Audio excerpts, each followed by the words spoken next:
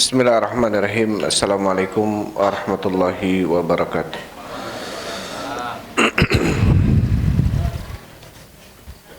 Alhamdulillahilladzi arsala rasulahu bil huda wa dinil haq liyudhhirahu 'alad dini kullihi wa kafa billahi syahida wa asyhadu an la ilaha illallah wahdahu la syarika la iqraran bihi wa tauhida wa asyhadu anna Muhammadan abduhu wa rasuluh. Allahumma shalli wa sallim ala nabiyyina Muhammadin wa ala alihi wa ashabihi ajmain, amma ba'd. Ikhwan wa akhwati fillah, hafizakumullah, rahimani wa rahimakumullah. Alhamdulillah, segala puji bagi Allah Subhanahu wa taala yang senantiasa memberikan kepada kita taufik dan hidayahnya sehingga kita masih bisa melaksanakan sebagian kewajiban kita selaku kaum muslimin muslimat, yaitu talabul ilm.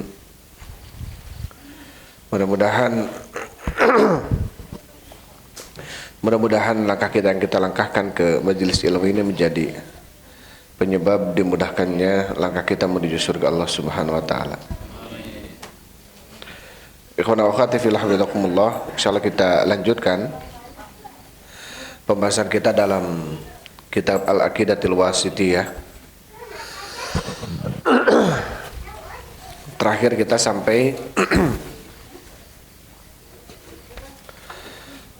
ke ayat tentang Ar-Rahmanu 'alal arsy istawa, ya. Allah yang Maha Rahman beristiwa di atas arasy. Dan ini sudah kita bahas, ya, tentang istiwanya Allah di atas arasy pada 7 ayat, ya, dalam Al-Quran, tentang Allah Subhanahu wa taala beristiwa di atas arasy. Dan tentunya istiwanya Allah di atas arasy bukan berarti Allah butuh kepada arasy, karena arasy ini adalah makhluk Allah Subhanahu wa taala yang Allah ciptakan. Sebelum arasy pun Allah tidak butuh kepada arasy, ya. Karena sebelum ada sesuatu maka Allah dulu yang ada. Dan tentunya arasy tidak ada ketika itu. Ya, jadi Allah tidak butuh kepada arasy. Karena ada sebagian yang kemudian memahami kalau Allah beristiwa di atas arasy berarti Allah butuh kepada arasy. Sedangkan Allah adalah Khalik, tidak butuh kepada makhluk. Taib. Ini sudah kita bahas, ya. Kita masuk ke ayat setelahnya.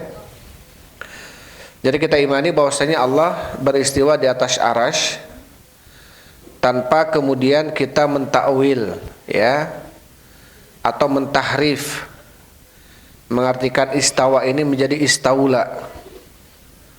Istawala ini artinya menguasai, dan juga tanpa kita mentakyif, mengkaifiatkan. Kalau begitu bagaimana istiwanya Allah? Seperti apa istiwanya Allah? Nah, ini kita tidak boleh kita bertanya seperti itu. Kenapa? Karena para sahabat pun tidak bertanya kepada Nabi Muhammad SAW. Kalau seandainya itu perlu, maka para sahabat akan bertanya kepada Nabi. Kemudian tidak boleh kita mentamsil, menyerupakan istiwanya Allah dengan istiwanya makhluk, ya. Dan tidak boleh kita mentaktil, artinya menafikan istiwa. Kenapa kita tidak boleh menafikan istiwa? Karena Allah sendiri yang menetapkan bahwasanya Allah istiwa di atas arasy. Kita masuk ke ayat setelahnya. Qala Syekhul Islam rahimahullahu taala, beliau membawakan ayat a'udzubillahi minasyaitonirrajim dalam surat Ali Imran, ya. Ayat ke-55, Allah Subhanahu wa taala berfirman, ya Isa, inni mutawaffika wa rafi'uka ilayya. Wahai Isa, sesungguhnya aku mutawaffika, mengambilmu, mewafatkanmu. Tawafa dari wafat, tapi nanti akan dijelaskan, ya. Ini mutawaffika wa rafi'uka ilayya, sesungguhnya aku mengambilmu dan mengangkatmu kepadaku, kata Allah. Kemudian ayat setelahnya, ayat yang kedua dalam surat An-Nisa 158, bal rafa'ahu Allahu ilaihi, bahkan Allah telah mengangkatnya kepadanya. Jadi Allah telah mengangkat Nabi Isa kepadanya. Kemudian ayat yang setelahnya surat Fatir ayat 10, ilaihi yas'adul kalimut thayyibu wal amalu shalihu yarfa'u. Ilaihi, kepadanya, itu kepada Allah, yas'adul kalimu, naik kalimu, kalimat-kalimat, at-thayyib, yang baik, wal amalu shalihu, dan amalan soleh, yarfa'u, ya, diangkat kepada Allah Subhanahu wa taala. Taib. Di sini semuanya ada makna diangkat, naik. Kemana? Ke Allah Subhanahu wa taala. Berarti menunjukkan Allah di atas, gitu ya, menunjukkan Allah di atas. Karena ada orang yang kemudian mengatakan Allah itu di mana-mana, katanya. Ya. Ada yang mengatakan Allah bahkan kalau kita disebutkan oleh Ibnu Qayyim, ya, ratusan ayat yang menjelaskan Allah itu di atas, gitu. Ya. Bahkan yang akan kita baca insyaallah ini, ya. Kemudian ayat setelahnya ini dalam surat Ghafir ayat 36 sampai 37, ya Haman ibni li sor'a, atau ibni li sorha, ini kata Fir'aun kepada Haman, perdana menterinya, ya Hamadumni li sorha la'alli ablugul asbab, wahai Hamam, bangunkanlah bagiku bangunan, la'alli ablugul asbab, maka apa namanya, mudah-mudahan aku menemui pintu-pintu, asbabas samawati, pintu-pintu langit, fa'attali'a ila ilahi Musa, maka aku akan melihat kepada Tuhannya Musa. Jadi kata Nabi Musa, Tuhannya itu di atas. Maka wahai Haman, bangunkanlah sebuah bangunan yang aku akan naik ke langit, supaya aku menemukan pintu langit, saya akan melihat Tuhannya Musa. Wa inni la'udzunuhu kadziba, dan sesungguhnya aku menyangka Musa itu adalah pendusta. Jadi Nabi Musa ketika menjelaskan bahwasannya Allah di atas langit, maka Fir'aun nggak percaya. Wahai Haman, bangunkan sebuah bangunan yang tinggi, yang aku akan naik ke langit, yang aku akan lihat, ya, apakah benar ada Tuhannya Musa di sana, gitu. Taib. Ini Fir'aun tidak beriman kepada keberadaan Allah berada di atas langit. Maka ketika ada seorang yang tidak beriman keberadaan Allah di atas langit, apa bedanya dengan Fir'aun, gitu ya? Wa qauluhu, dan firman Allah Subhanahu wa taala, amintum man fis sama an yakhsifallahu bi an yasifa bikumul arda fa idza hiya tamur. Amintum, apakah kalian merasa aman, man fis sama, terhadap zat yang ada di langit, an yakhsifa bikumul arda, untuk menenggelamkan bagi kalian tanah, bumi, gitu ya. Fa idza hiya tamur, maka bumi itu bergetar, bergoncang. Am amintum man fis samai ayursil alaikum hasiba, apakah kalian merasa aman dari zat yang ada di langit yang akan mengirimkan kepada kalian hasiban, angin besar? Fasata'lamuna kaifa nadhir, maka kalian akan mengetahui bagaimana peringatan itu. Taib, ini surat Al-Mulk. Maka di sini Allah berfirman apa? Amintum man fis sama, apakah kalian merasa aman dari zat yang ada di langit? Jelas di sini Allah menjelaskan bahwasanya Allah ada di langit, ada di atas, gitu ya. Taib, itu ayat-ayat yang kita akan bahas malam ini. Dijelaskan oleh Syekh Muhammad Khalil Harras rahimahullahu taala. Ini Syekh Muhammad Khalil Harras, kalau kita baca biografinya, beliau ini seorang Mu'tazilah, ahlul filsafat beliau ini. Beliau ini mentalaah kitabnya Syekhul Islam Ibn Taimiyah, tadinya mau membantah Syekhul Islam. Tapi ternyata apa yang dipaparkan oleh Syekhul Islam, dibawakan dalil-dalil dari Al-Quran dan Sunnah, itu tentunya sangat logis. Dan kemudian, karena orang filsafat biasanya lebih mengedepankan akal, gitu ya, orang Mu'tazilah itu sangat logis dan tidak terbantahkan. Akhirnya beliau justru malah mengikuti akidahnya Syekhul Islam Ibn Taimiyah rahimahullahu ta'ala. Maka kemudian beliau justru mensyarah, menjelaskan, ya, menjelaskan apa kitabnya beliau, yaitu Syekhul Islam Aqidatul Wasithiyah, ya, akidah Wasithiyah. Jadi Syekh Muhammad Khalil Harras yang kita bahas, yang kita baca penjelasannya ini, beliau justru dulu apa? Ahlul filsafat, ahlul kalam, Mu'tazilah, ya, yang menafikan nama dan sifat bagi Allah Subhanahu wa taala, yang mentakwil-takwil. Tapi justru beliau malah menemukan hidayah, petunjuk ya dengan kitab-kitab yang beliau periksa, yaitu kitabnya Syekhul Islam, justru terdapat di sana banyak sekali kebenaran gitu, atau mungkin dalil-dalil yang didapatkan sehingga akhirnya beliau taslim gitu ya terhadap madhabnya atau manhajnya Rasul Sallallahu Alaihi Wasallam, manhajnya sahabat. Karena ringan, karena mudah di dalam memahami asma wa sifat ini. Kalau para ulama dahulu mereka mengatakan ketika melewati nama-nama dan sifat bagi Allah yang Allah menetapkan dan juga Rasul menetapkannya, sudah apa kata mereka, amiruha kama ja'at, lewati oleh kalian, tetapkan oleh kalian sebagaimana datangnya. Kata Allah, Allah punya tangan, sudah kita tetapkan Allah punya tangan. Nggak perlu kita kemudian tangannya seperti apa, kemudian bagaimana nanti kalau sama dengan manusia, nggak usah. Kata siapa Allah punya tangan? Kata Allah.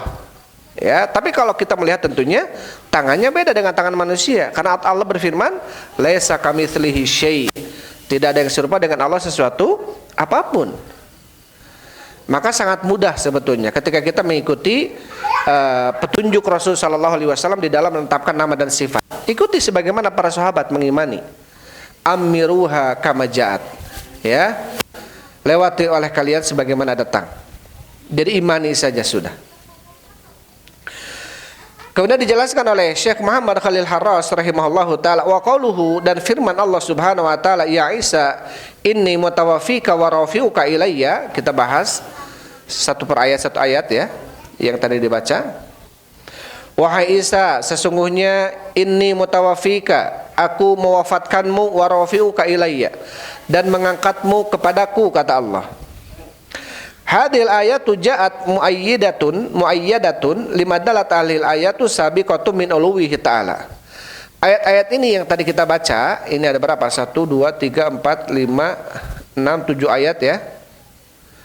Ini semuanya apa? Muayyadatun, menguatkan, lima dalat ahlil ayatu sabiqatu, menguatkan ayat-ayat yang telah lewat sebelumnya, min uluwihi ta'ala ya. Tentang ketinggian atau maha tingginya Allah Subhanahu wa taala. Faqal arsy, di atas arash. Mubayyinan lil khalqi, yang tentunya berpisah dari makhluk. Wa na'iyatan anil mu'attilati juhudihim wa inkarihim lidzalik, dan tentunya ayat ini menolak ya, membantah Mu'attilah dan pengingkaran mereka terhadap itu. Ada Mu'attilah, Mu'tazilah. Mu'tazilah ini sebuah kelompok yang dipimpin oleh Wasil bin Atha ya namanya, dan dia ini mempunyai keyakinan bahwasanya Allah tidak mempunyai nama atau sifat, atau menafikan nama Allah Subhanahu wa taala. Ini Mu'tazilah. Sehingga kata Syekh di sini, ayat-ayat ini tentunya akan menolak, membantah keyakinan-keyakinan, pengingkaran orang-orang Mu'tazilah tentang keberadaan Allah di atas ya. Karena orang-orang Mu'tazilah mereka tidak iman Ar-Rahman 'alal 'arsy istawa. Mereka tidak iman itu. Maka ayat-ayat itu membantah mereka. Fafil ayatil ula, maka di dalam ayat yang pertama ini, yunadillahu rasulahu wa kalimatahu Isa ibn Maryam alaihi salatu wassalam bi annahu mutawaffihi wa rafi'uhu ilaihi nadabarul yahuda qatlah. Maka di dalam ayat yang pertama ini Allah memanggil ya Rasulnya itu Nabi Isa dan kalimatnya itu Nabi Isa bin Maryam, bahwasanya Allah mutawaffihi, mewafatkan dia, wa rafi'uhu, dan mengangkat dia ilaihi, kepadanya, hina dabbarul yahudu qatlahu, ketika orang-orang Yahudi berupaya untuk membunuhnya. Jadi ketika itu orang-orang Yahudi mengepung rumahnya berupaya untuk membunuh siapa? Nabi Isa bin Maryam. Kemudian justru Allah angkat ya, inni mutawaffika, sesungguhnya aku mewafatkanmu. Ini menjadi perselisihan wafat di sini. Nanti akan dibahas. Jadi ketika berupaya orang-orang Yahudi membunuh Nabi Isa, justru Allah angkat Nabi Isa, oleh Allah diangkat kepada siapa? Kepada Allah. Maka bentuk pengangkatan itu dari mana? Dari bawah ke atas. Karena Allah ada di atas gitu. Ya. Bukan bentuk pengangkatannya kemana diangkatnya, kemana-mana. Ya, kan nggak jelas. Maka ketika Allah menjelaskan Allah ada di atas, maka diangkatnya Nabi Isa kemana? Ke atas, karena Allah ada di atas gitu. Taib. Wa dhamiru fi qoulihi ilayya huwa dhamiru rabbi jalla sya'nuhu la yahtamilu ghairu dzalik. Dan dhamir ya di dalam firman Allah ilayya, kepadaku, maksudnya kepada siapa? Yaitu kepada Allah. Rabbu jalla sya'nuhu, Allah yang maha Rabb, maha mulia kedudukannya. La yahtamilu ghairu dzalik, tidak mungkin ada selain penafsiran itu. Ilayya di sini maksudnya siapa? Yaitu Allah. Fatawiluhu bi annal murada ila mahali rahmati aw makani malaikati ila akhirih la mana lahu mithlu. Taib. Adapun ada yang mentawilkan, orang-orang Mu'tazilah gitu ya, mentawilkan barrafa'ahu ilayya. Ilayya di sini maksudnya apa? Ilayya bukan kepadaku tapi ilayya kepada rahmatku. Ya. Bahkan aku angkat kamu ya Isa kepada rahmatku, atau kepada tempat di mana malaikatku ada di sana. Ila akhirih. Maka yang seperti ini la makna lahu, tidak ada makna di dalamnya. Ya. Karena Allah mengangkat, kenapa kalau kemudian rahmat kenapa harus diangkat ke rahmat? Ya. Sudah aja rahmat mah, ya, nggak perlu diangkat juga kalau memang Allah merahmati, sudah dirahmati oleh Allah Subhanahu wa taala. Kenapa kemudian harus melafadzkan dengan rafa'ahu ilayya? Ya, mengangkatnya kepadaku, kepada rahmatku, ya. Taib. Paham ya di sini ya? Kemudian yuqalu ayatan fi qouli subhanahu raddan ala madda'ahu al-yahudu min qatl Isa wa salbihi. Dan juga dalam ayat ini Allah Subhanahu wa taala membantah terhadap pengakuan orang-orang Yahudi yang mana mereka mengatakan bahwasanya mereka telah membunuh Nabi Isa dan mensalibnya. Ya, dengan apa? Dengan bantahan Allah barrafa'ahullahu ilaihi. Bahkan Allah mengangkat Nabi Isa kepadanya.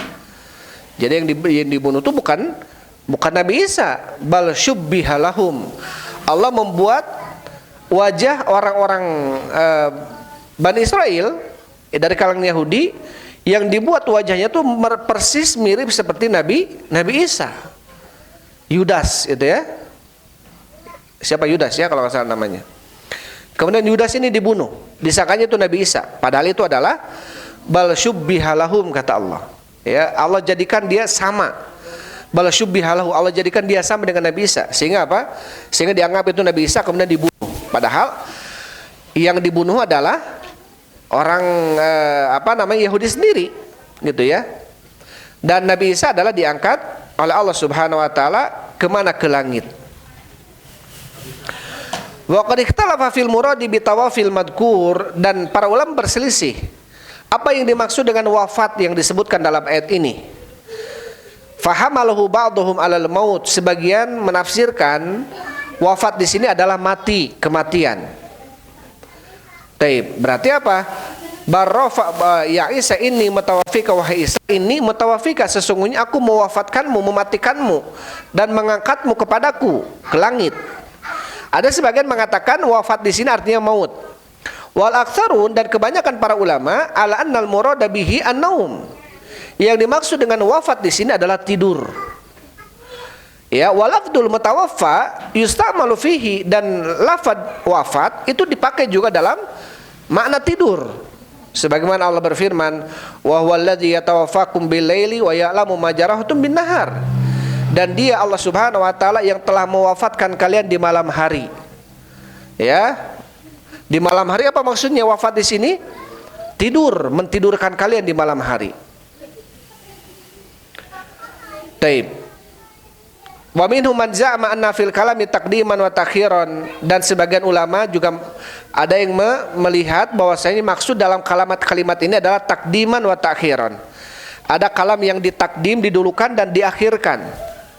Jadi takdirannya adalah inni rafi'uka wa mutawaffika, sesungguhnya ya Isa inni rafi'uka wa mutawaffika ilayya. Wahai Isa, sesungguhnya aku mengangkatmu dan mewafatkanmu kepadaku. Jadi Nabi Isa alaihissalam masih hidup sampai sekarang. Diangkat oleh Allah Subhanahu wa taala dan Nabi Isa masih hidup. Ai mumituka ba'da dzalik wal haqqu an qiyamis saah. Dan yang benar ya bahwasanya Nabi Isa alaihissalam diangkat dalam kondisi beliau ini hidup. Dan nanti akan diturunkan oleh Allah Subhanahu wa taala menjelang hari kiamat. Lisihatil hadis, ya, sebagaimana hadis sahih.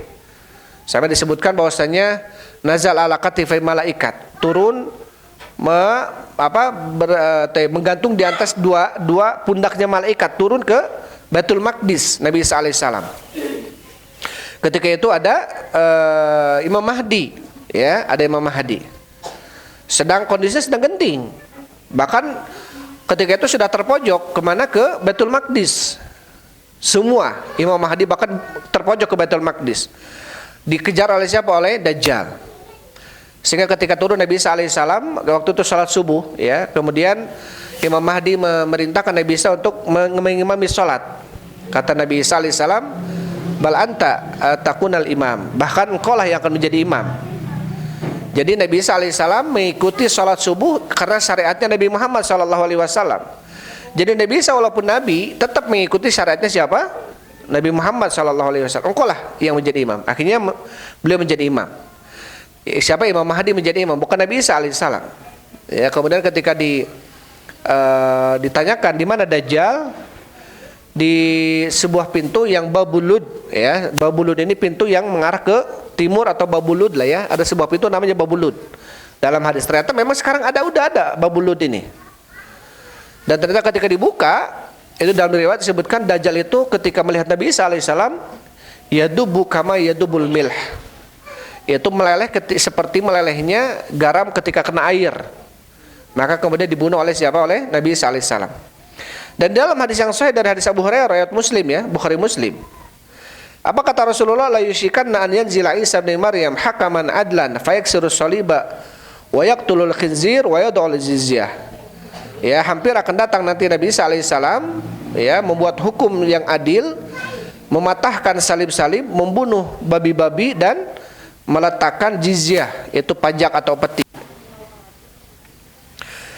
Taib. Jadi di sini ayat yang dibawakan oleh Syekh maksudnya apa? Tentang kondisi di mana Nabi Isa alaihissalam diangkat oleh Allah kemana? Ke langit, ya, menuju kepadanya. Itu kemana? Ke atas kemana? Ke langit, gitu. Ini menunjukkan bahwasanya Allah di mana? Di atas. Allah itu di atas. Makanya ketika kita berdoa sama Allah, maka tangan kita menunjuk kemana? Ya, ke atas, ya. Ketika ada yang mengatakan Allah di mana-mana, kita bingung, nanti mintanya kemana? Begini apa? Begini, ke kiri atau ke kanan? Kita akan minta ke semuanya ke atas, ke langit. Menunjukkan siapa? Allah ada di atas. Ratusan ayat yang menjelaskan Allah itu ada di atas. Kemudian setelahnya, wa amma qauluhu subhanahu wa ta'ala, adapun firman Allah subhanahu wa ta'ala, ilaihi yas'adul kalimut thayyib. Ini dalam surat Fatir ayat 10, ya. Ilaihi yas'adul kalimut thayyib wal amalu sholihu yarfa'u. Kepada Allah naik kalimat-kalimat yang baik dan amalan akan diangkat kepadanya. Kalimat yang baik, amalan soleh itu akan naik kemana? Ke Allah subhanahu wa ta'ala. Naik itu dari bawah ke atas atau dari atas ke bawah? Dari bawah ke atas, ya, naik namanya. Berarti Allah menunjukkan di mana? Di atas, gitu. Fahuwa sharihun aydan fi su'udi aqwalil ibadi wa amalihim ilallahi azza wa jal. Maka ayat ini juga jelas, sharih. Tentang apa? Tentang naiknya ucapan-ucapan hamba dan amalan-amalan hamba kemana? Ke Allah. Yas'adu bihal kiramu al-katibun, dibawa, diangkat oleh siapa? Oleh para malaikat, para penulis, para malaikat yang mulia. Qul yaumi aqabi salatil asri wa aqabi salatil fajri. Setiap hari setelah selesai salat asar dan setelah selesai salat fajar. Dalam sebuah hadis Rasulullah sallallahu alaihi wasallam, beliau mengatakan, tu'radu amalul ibad, ya, fi yaumil khamis wa yaumil itsnin. Diangkat amalan-amalan hamba pada hari Kamis dan hari Senin. Ini dalam setiap pekannya. Wa tu'radu a'malul ibad fi yaumil atau fil yaumihi fil asri wa al fajri. Dan amalan hamba setiap harinya diangkat pada waktu asar dan subuh. Ya, makanya Rasul menganjurkan puasa Senin Kamis. Karena apa? Kata Rasulullah SAW, wa ana uhibbu an yurfa amali wa ana shaim. Dan saya suka ketika diangkat amalan saya dalam kondisi saya sedang berpuasa. Dan setiap tahunnya pada bulan Sya'ban. Jadi amalan hamba itu diangkat pada bulan mana? Bulan Sya'ban. Kalau tiap tahun pada bulan Sya'ban, tiap pekan Senin Kamis, kalau tiap harinya asar sama subuh. Ya, asar sama subuh. Apa dalilnya? Kama jaa fil hadis, sebagaimana datang dalam sebuah hadis, fa yarujul ladzina batu fikum, maka naik malaikat-malaikat yang bermalam bersama kalian. Jadi yataqabuna fikum malaikatum bilail wa malaikatum bin nahar. Kata Rasul, saling berganti, bergilir nanti malaikat di malam hari dan malaikat di siang hari. Maka malaikat yang bermalam dengan kalian ya ruju naik kepada siapa? Kepada Allah Subhanahu wa taala. Taib. Fa yas'aluhum rabbuhum wa huwa a'lamu, dan Allah bertanya kepada mereka, kepada para malaikat yang naik ke Allah di asar. Ya. Kemudian Allah bertanya, dan Allah lebih tahu tentunya, wallahu a'lamu, dan dia yaitu Allah lebih tahu tentang kondisi manusia itu seperti apa. Tapi terjadi perbincangan antara Allah dengan malaikat. Apa yang ditanyakan oleh Allah? Kaifa taraktum ibadi? Ya, bagaimana kondisi mereka ketika kalian tinggalkan hamba-hambaku? Fayaquluna, para malaikat mengatakan, ya Rabbana atainahum wa hum yusallun wa taraknahum wa hum yusallun. Kami mendatangi mereka dalam kondisi mereka sedang sholat, kami meninggalkan mereka dalam kondisi mereka sedang sholat. Taib. Ini setiap harinya, ya. Jadi amalan hamba diangkat oleh Allah Subhanahu wa taala di waktu fajar dan waktu asar. Makanya asar, dalam sebuah hadis Rasul sallallahu alaihi wasallam mengatakan, man taraka salatal asri habita amaluhu. Barang siapa yang meninggalkan salat asar, batal amalannya, hancur amalannya. Karena bahaya, ya, bahaya ketika seseorang meninggalkan salat asar. Ya, hafidhu ala salawati was salatil wusta wa qumu lillahi qanitin. Hafidhu ala salawat was salatil wusta. Jagalah oleh kalian salat dan jagalah oleh kalian salat wusta. Mahwal wusta, dikatakan kepada Rasul, as-salatul wusta salatul asr. Salat wusta adalah salat al-asar. Ya. Jadi penting kita menjaga salat asar ini. Walaupun tentunya salat yang lain juga penting. Terlebih-lebih salat asar. Karena di mana amalan hamba akan dinaikkan oleh malaikat, dibawa kepada Allah Subhanahu wa taala. Jadi kalau setiap hari, ya, amalan hamba itu naiknya pada asar dan subuh. Kalau setiap pekan Senin dan Kamis. Kalau setiap tahun pada bulan Sya'ban. Sampai para sahabat bertanya kepada Rasul, ya Rasulullah, ma ra'aitu aktsara siyaman tasumuhu minasyahri min Ramadan illa Sya'ban. Aku tidak pernah melihat puasa yang paling banyak kau puasai setelah Ramadan dibanding bulan Sya'ban. Jadi Rasulullah ini dalam riwayat disebutkan sampai puasa, akan puasa semuanya di bulan Sya'ban ini. Jadi tidak ada puasa yang paling dipuasai oleh Rasulullah sempurna seperti bulan Ramadan dibanding bulan Sya'ban. Kemudian Rasul mengatakan, Sya'ban syahrun yaghfulu anhun nas. Kenapa? Karena Sya'ban adalah bulan di mana manusia lalai darinya. Syahrun bainar Rajab war Ramadan. Karena bulan yang terletak di antara bulan Rajab dengan bulan Ramadan. Kita tahu bulan Rajab bulan haram, ya. Bulan haram apa aja bulan haram? Rajab, Muharram,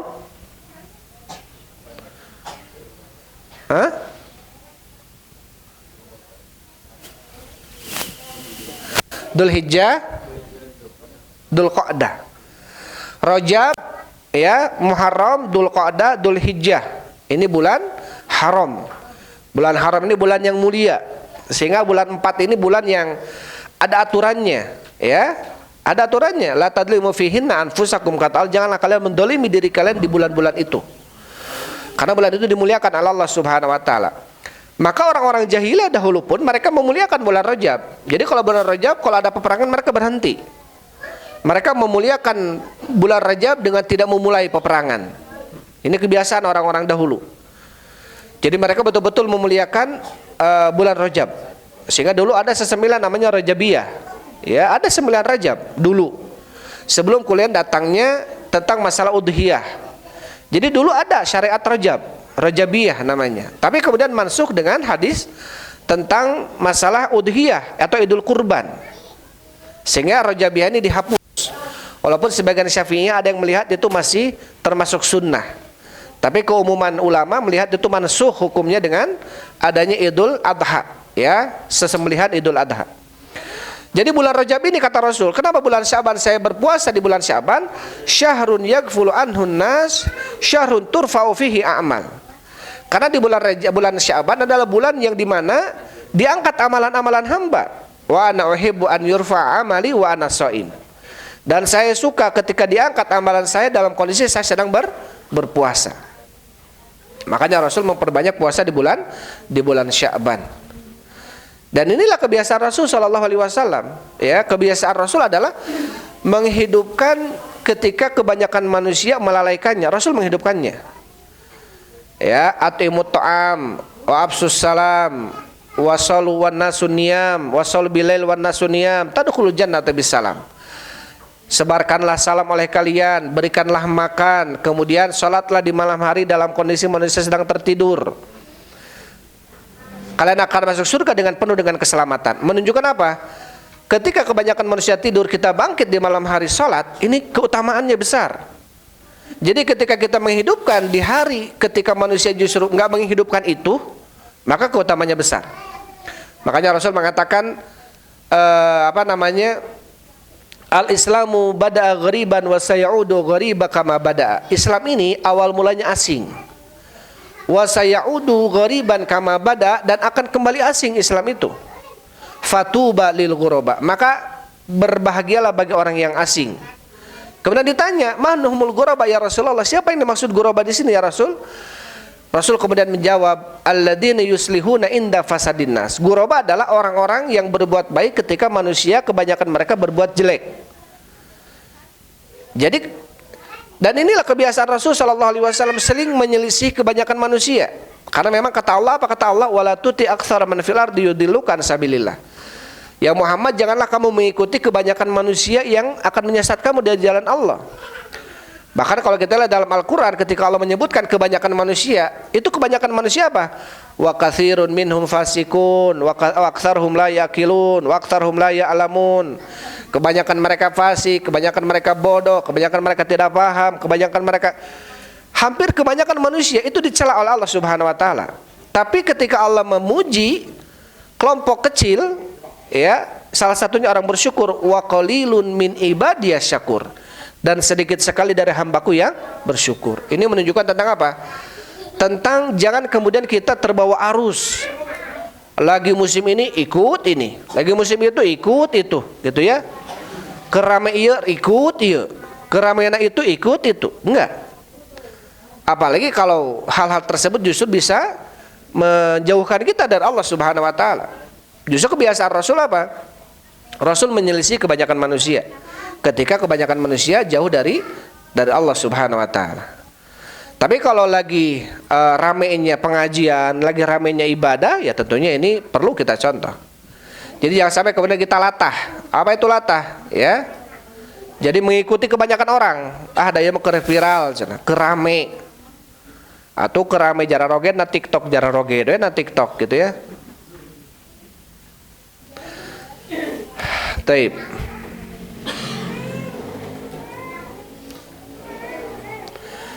Itu tadi ayat yang ketiga ya. Allah Subhanahu wa taala berfirman, "Ilaihi thayyibun amalu sholihu yarfa'u."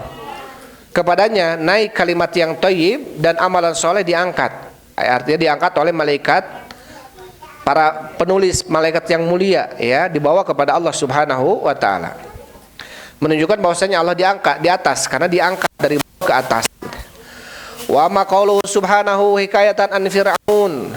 Adapun firman Allah Subhanahu wa taala menceritakan tentang Firaun, ya Allah menceritakan tentang Firaun. Apa yang diucapkan oleh Firaun?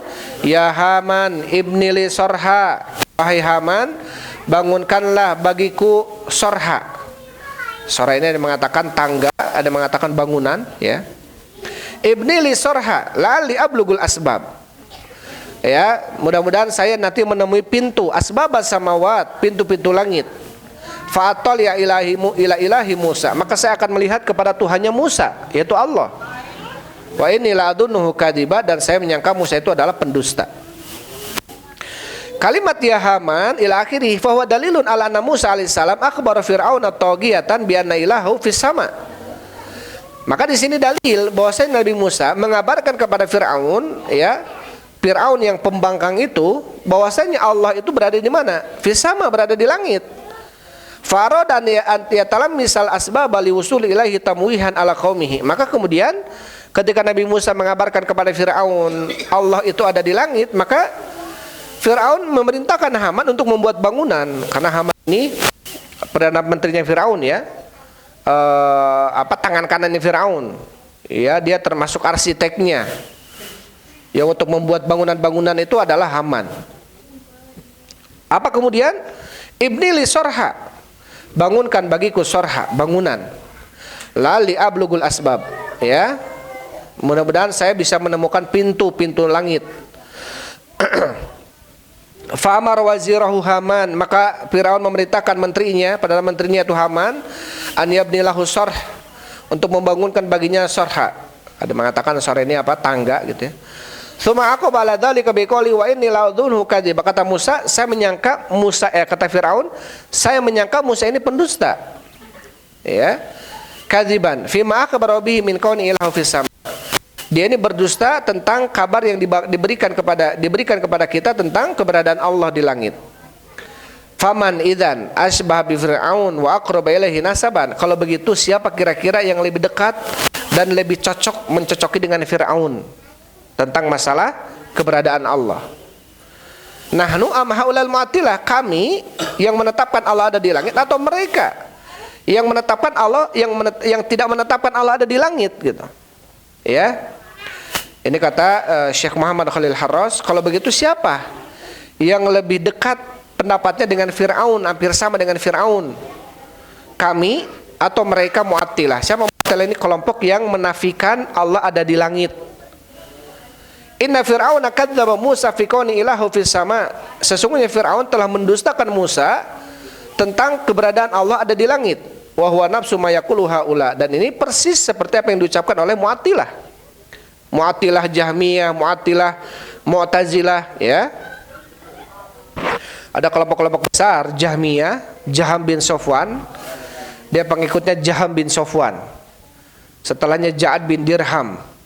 Kemudian Mu'tazilah, ini pengikutnya Wasil bin Atha, muridnya Hasan al-Basri dulunya. Tapi kemudian ketika mempunyai pemikiran nyeleneh oleh Hasan al-Basri, tazil, pergi kamu, jangan duduk di majelis saya, karena pemikirannya nyeleneh. Akhirnya dia ya'tazil, i'tizal, sendiri dia di pojok, membawa pemikiran itu, pemikiran tentang Allah tidak punya nama, gitu, ya. Kemudian lama-lama, ya, namanya syubhat ilmu, ada saja yang duduk dengannya, disampaikan ilmu, akhirnya penyebar, gitu, ya, sampai kita sekarang Mu'tazilah.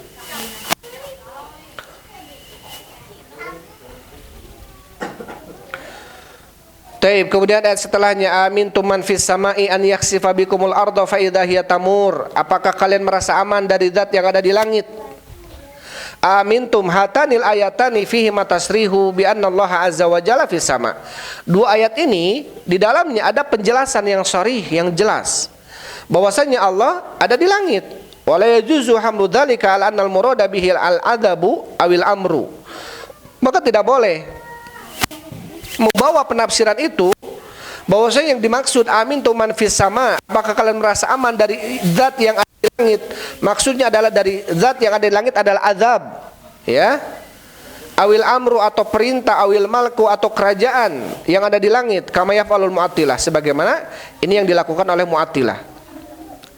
Amin tuman fis sama, apakah kalian merasa aman dari zat yang ada di langit? Siapa maksudnya? Allah.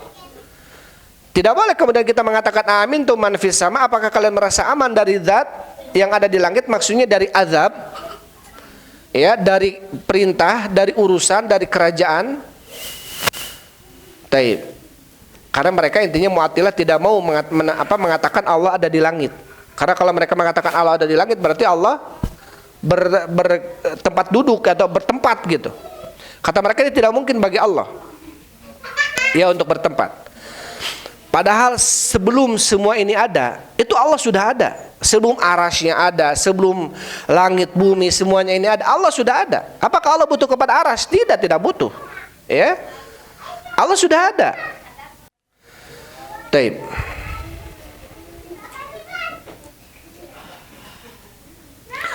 Wala yajuzu an yufhama min qawlihi fis sama' anna sama'a darfun lahu subhanahu bal in urida bis sama'i hadhil ma'rufah. Baik.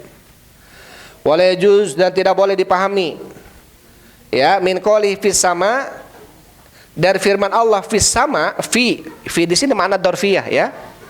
Fi ini maknanya darfiyah, ai kainun fis sama', di dalam. Nah, ini tidak boleh dipahami seperti itu. Kenapa? Anna sama ad-darfun subhanahu, bahwasanya langit ini adalah merupakan tempat bagi Allah subhanahu. Bal in urida bis sama'i hadil ma'rufah. Tetapi yang dimaksud langit di sini adalah langit yang dikenal, yang kita tahu langit gitu. Bukan Allah ada di dalam langit, tapi Allah ada di atas langit. Ya, sebagian mereka mengatakan menafikan fis sama di sini, fi di sini berarti di dalam, darfiyah. Allah berarti di dalam langit gitu. Padahal fi di sini bukan bimana darfiyah, tapi bimana ala gitu ya. Atau bimana ulu, tinggi. Sebagaimana apa? Sebagaimana dalam firman Allah Subhanahu wa taala, kata Firaun kepada ini kepada siapa nih? Nabi Musa kepada penyihirnya. Wala usallibannakum fi judu'in nakhli, dan betul-betul aku akan mensalib kalian fi judu'in nakhli, pada akar kurma, akan pohon kurma. Disalib di akar pohon kurma. Fi di sini bukan fi bimana darfiyah, di dalam akar, karena nggak mungkin masukin ke akar. Tapi di atas akar disalib gitu. Ya, disalib di atas akar. Wa in urida biha jihatul ulu fa fi al haqiqatiha fa inna subhanahu fi alal ulu. Maksudnya fi di sini bukan bermakna darfiyah, tapi fi di sini adalah makna uluwiyah. Allah berada di atas langit, bukan di dalam langit, gitu ya. Karena mereka nggak mau mengatakan amin tu man fis sama, fi di sini darfiyah kata mereka. Sehingga bahaya kalau kemudian kita mempelajari ilmu nahwu tanpa didasari dengan apa? Dengan akidah. Akan banyak, karena banyak jagoan nahwu itu kalau dalam masalah akidah asma sifat mereka sesat. Ya. Seperti lan itu apa? Dalam lan apa? Ada ingat masih lan? Hurfulan, harfu nasbin, wa masdarin, ya, wa mustaqbalin, wa muabbadin kata mereka. Jadi lan ini huruf nasab, huruf masdar, huruf mustaqbal, dan huruf muabbad selama-lamanya. Ketika Nabi Musa meminta agar melihat Allah Subhanahu wa taala, apa kata Allah? Innaka lan taroni, sesungguhnya engkau tidak akan bisa melihatku kata Allah. Lan di sini apa kata mereka? Lan nafyun mu'abbadun. Lan penafian yang sifatnya abadiyah, bahwasanya Allah tidak bisa dilihat di dunia atau di akhirat. Padahal keyakinan Ahlussunnah wal Jamaah, Allah tidak bisa dilihat di dunia karena terbatas mata kita. Tapi kalau di akhirat justru termasuk kenikmatan yang paling nikmat bagi penduduk surga adalah ketika melihat Allah Subhanahu wa taala, ya. Tapi kata mereka ahlu nahwu, maksudnya sebagian ahlu nahwu gitu ya, yang tidak dasar dengan akidah yang benar, di sini kemudian menafikan bahwasanya Allah tidak bisa dilihat selama-lamanya. Padahal termasuk ketika Allah Subhanahu wa taala menampakkan dirinya kepada penduduk surga, dan dalam hadis itu, innakum satarawna rabbakum kama tarawnal qamar lailatal badri la tudamun. Sesungguhnya kalian akan melihat Rabb kalian sebagaimana kalian melihat bulan purnama yang jelas, tidak ada sedikit pun penghalang kata Allah. Kata Rasul sallallahu alaihi wasallam. Jadi Allah termasuk keyakinan Ahlussunnah, Allah akan dilihat di mana? Nanti di surga. Termasuk kenikmatan yang paling nikmat adalah ketika melihat wajah Allah Subhanahu wa taala. Maka lan di sini adalah lan, bukan lan mu'abbadan.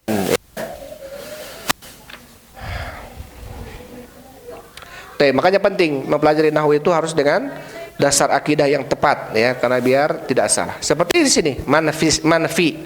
Fi di sini bukan fi bimana darfiyah, tapi fi bimana uluwiyah, ala. Sudah adzan ya, itu saja dulu. Ada beberapa ayat belum dibaca nih. Oh sudah, kayaknya semua ini sudah. Tinggal kita ke ayat yang baru. Itu saja, wallahu a'lam bishawab. Alhamdulillah wassalatu wassalamu ala Rasulillah. Subhanakallahumma rabbana wa bihamdik asyhadu an la ilaha illa anta astaghfiruka. Assalamualaikum warahmatullahi wabarakatuh.